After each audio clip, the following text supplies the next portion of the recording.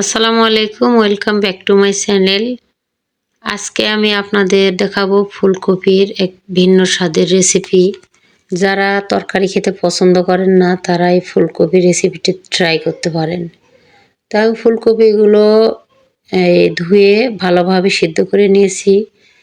এই তো আমি হাতে একটু আদা ভাঙা করে নিলাম। এখন আমি এখানে ভিজিয়ে রাখা ডাল দিয়ে দিলাম, মসুরের ডাল, আপনারা অন্য ডালও দিতে পারেন।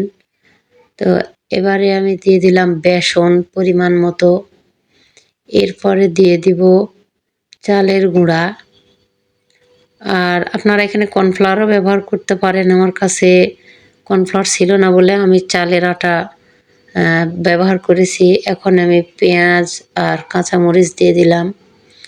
এবারে আমি শুকনো উপকরণগুলো দিয়ে দিব। এখানে লবণ দিলাম, হলুদ দিব আর সামান্য মরিচের গুঁড়া দিব। যারা বেশি ঝাল খেতে পছন্দ করেন তারা আরও একটু বাড়িয়ে দিতে পারেন।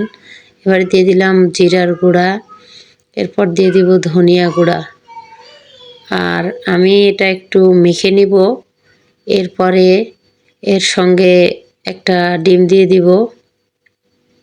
কেউ বা ডিম স্কিপ করতে পারেন, কেউ ডিম দিতেও পারেন আবার নাও দিতে পারেন, সম্পূর্ণ নিজের উপর নির্ভর করবে। তো চাইলে স্বাদ বাড়ানোর জন্য দিতে পারেন আর কি।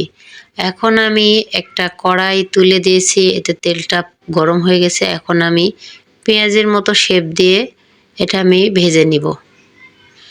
তো এই তো আমি দিয়ে দিলাম পেঁয়াজের মতো শেপ।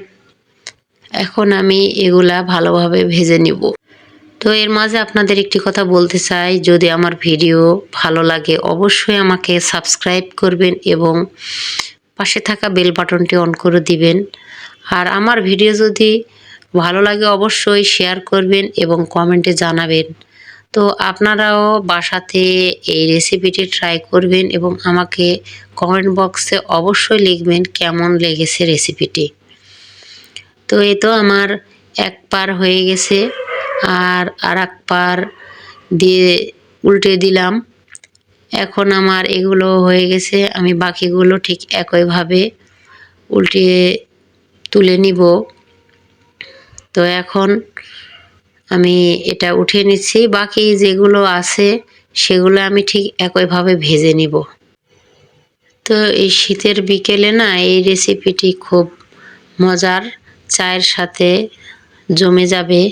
তো আমি বাকিগুলো দিয়ে দিচ্ছি, একইভাবে ভেজে নিব। তো আমার এই রেসিপিটি অবশ্যই আপনারা ট্রাই করবেন। আর আমার এই রেসিপিটি ভালো লাগলে অবশ্যই লাইক দিবেন। তো এই তো আমার ভাজা হয়ে গেছে। আজকের ভিডিওটি এই পর্যন্তই।